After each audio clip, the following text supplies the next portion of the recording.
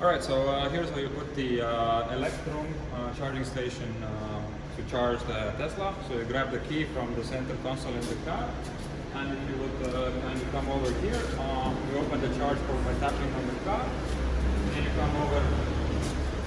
come over to the charging station. Simply tap the RFID card on the RFID card reader.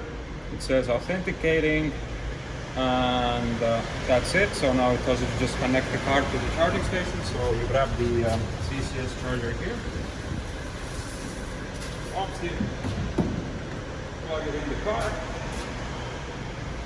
and hope that it works. And looks like it's gonna work. So the blue light is blinking, and then we can just simply check in the car if the charging has started.